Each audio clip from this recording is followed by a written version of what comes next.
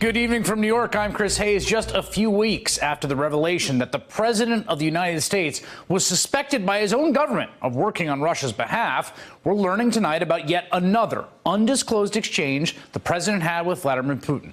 It was attended by no American note-takers, no American interpreters, just the president and Melania and Putin's own interpreter. As we've noted before, this is wildly out of step with the usual protocol. And if you were disposed to view it in the most stark and cynical terms, you might conclude that this is how the president meets with his handler. We knew the president had spoken briefly with Putin late last year at a dinner during the G20 summit in Argentina. Remember, the White House confirmed a, quote, informal conversation only after it was revealed by local press. But now, the Financial Times reports the encounter was longer and more substantive than we've been led to believe. Sources telling the FT the president was accompanied by Melania Trump, his wife, but no staff, while Putin was flanked by his translator. The four of them sat at a table and were among the last to leave. According to a Russian government official's account, the two leaders spoke for about 15 minutes about a number of foreign policy issues. That undisclosed exchange came after the president had canceled a formal meeting with Putin scheduled for the summit, citing a Russian attack on Ukraine's navy. Just before the canceling, the president had been implicated as individual one in court proceedings against Michael Cohen, which revealed that talks about a tower project in Moscow had lasted much later into the presidential campaign than was previously acknowledged. If the Financial Times story is accurate, then this meeting in Argentina was the second time the president and Putin had a private chat during a global summit, which was only exposed by independent reporting after the fact. The first was at the 2017 summit in Germany, where the president was caught on camera motioning, somewhat desperately almost, to Putin from across the dinner table. And that came just a few hours after the president seized his own interpreter's notes from his formal sit-down with Putin, according to the Washington Post. Then, of course, there was the one-on-one meeting in Helsinki, where the president had his own translator but no staff, while meeting with Putin for hours behind closed doors. The president's own director of national intelligence admitted he did not know what went on. How do you have any idea what happened in that meeting? Well, you're right. I don't know what happened in that meeting. I think as time goes by, and the president has already mentioned some things that happened in that meeting, I think we will learn more. But that is the president's prerogative. If he had asked me how that ought to be conducted, I would have suggested a different way. Is there a risk that Vladimir Putin could have recorded it? That risk is always there. Asked about those meetings at a Senate Intelligence Committee hearing today, the DNI hinted his response was classified.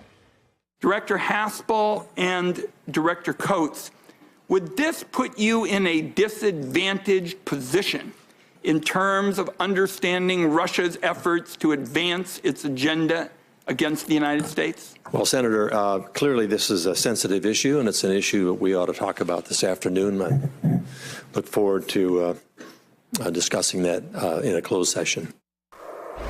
Democratic Senator Mark Warner of Virginia is the vice chair of the Senate Intelligence Committee. He joins me now. Senator, do you have concerns about this latest news about the president having yet another substantive conversation with Vladimir Putin without note takers, without American translator? Well, I heard about that reporting, and of course I'm interested. Today in our public hearing, Senator Wyden raised the issue of did the intelligence community ever get a full readout, frankly, of even what happened in the Helsinki meeting between Mr. Trump and Vladimir Putin? I think it's critically important that at least some senior officials get those kind of readouts from these meetings. Do you have concerns the president is compromised by Russia? I think it's terribly important that the Mueller investigation finishes. I think it's terribly important that our Senate investigation finishes. And obviously, it has been more than a little bit bizarre over the last couple of years to see a president of the United States in public kowtow to a Russian president. Well, respectfully, though, that's not an answer to the question. Do you have concerns the president is compromised by Russia? You know, Chris, we're going to finish our investigation. I'm not going to draw any conclusions until I finish that investigation. That's been the operating principle since we started, and that's the only. And I would point out to you, as you know, and I think many of your viewers know, we're the last bipartisan investigation.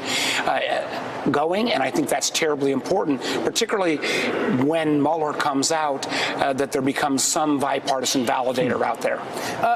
What would you tell people about the amount of confidence they should have in your committee's work, particularly those who are Democrats who might be watching and are suspicious of the fact that it's chaired by a Republican, Senator Burr, and contrasting to what happened in the House Intelligence Committee when chaired there by Devin Nunes?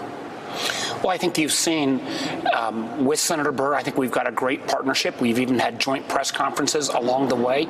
And our committee already has made a number of kind of interim reports. For example, we confirmed the fact, and it was done in a unanimous bipartisan way, that not only did the Russians interfere, but they interfered on behalf of Trump against Clinton. We pointed out the fact that the Russians touched at least 21 states' electoral systems, and luckily, we've got bipartisan legislation now to try to correct that going forward. And it was actually our committee that made the first reveals about the level of usage that the Russians made of social media, particularly of Facebook and Twitter. And candidly, that's an area that I'm going to come back to legislatively this year. The intel chiefs testifying today seem to be at odds, frankly, with the White House on two of the key policy issues. North Korea, where the White House has declared progress that the intelligence community seems to think is not apparent and has not been shown in terms of the nuclear program. And then kind of the opposite with Iran, where the White House seems to be saying they're in strategic pursuit of nuclear weapon, and the intelligence community saying there's not evidence of that. What do you make of the disconnect? Well, these folks have got a tough job, and the most important aspect of anybody in the intelligence community, and I asked all of these individuals before they got confirmed, will you be willing to speak truth to power? And in the case today, I think you've got the intelligence community giving virtually a unanimous conclusions on some of these key areas, and we have, unfortunately, a case where it appears that this president doesn't want to hear the truth or doesn't actually reflect the opinions of the intelligence community, and that puts us in a challenging position. Final question about the first bill that was moved through the Senate after the shutdown, S1, a variety of parts of it sanctions, including a provision that would allow governments to penalize either groups or citizens that engaged in boycott, divestment, or sanctions of Israel. It passed with bipartisan margin. A lot of Democrats voted against it. The New York Times editorial board and others saying this is essentially unconstitutional. It criminalizes or creates government penalties for protected conscientious speech. What's your response to that argument? My response is there are, I think, appropriate ways, and some states have weighed in, I think, with appropriate regulations in terms of the being against the BDS movement. I support Israel, but I do believe that there may be some parts of this legislation that was currently brought up that did pass the first hurdles, at least, with about 75 votes, that may be corrected or amended in the House. So you do have some constitutional concerns about those provisions? Listen, I have heard there was a couple of different legislative vehicles out there that raise this issue.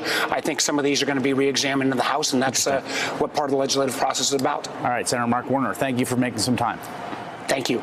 Hey there, I'm Chris Hayes from MSNBC. Thanks for watching MSNBC on YouTube. If you want to keep up to date with the videos we're putting out, you can click subscribe just below me, or click over on this list to see lots of other great videos.